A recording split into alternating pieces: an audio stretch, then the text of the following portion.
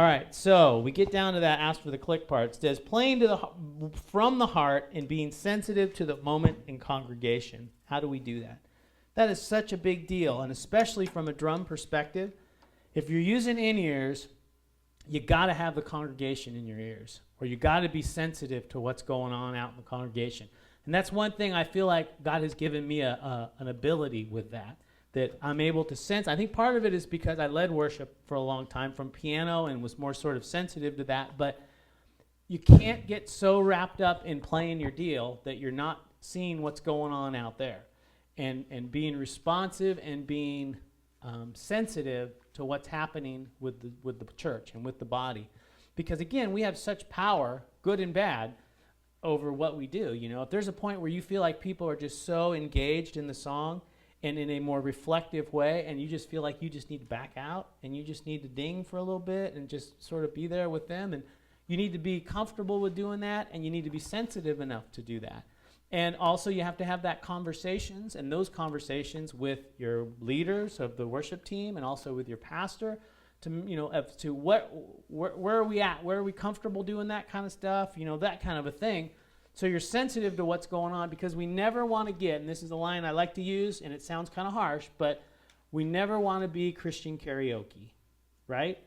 Because that's what happens, is that and it's become kind of part of the culture a little bit, which I don't really like, where, you know, these worship bands have these songs, and then churches go and do these songs and try to do them just like the record and try to have that same experience. And again, it's not bad or wrong, and obviously the content and all that stuff is good.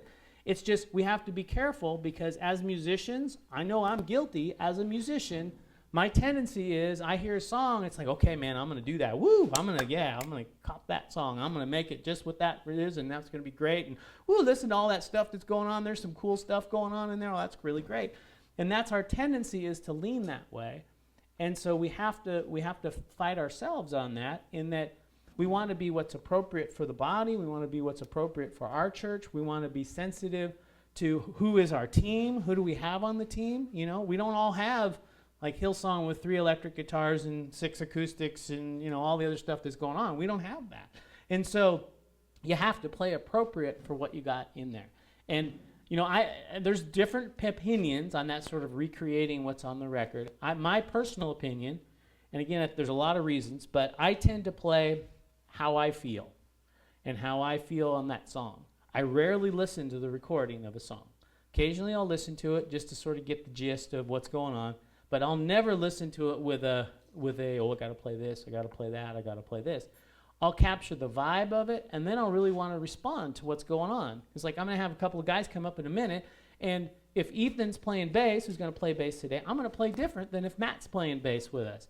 And I'm going to play different if somebody else is playing guitar, or if, you know, our worship leader's named Landon and he plays acoustic guitar and he has a way he plays.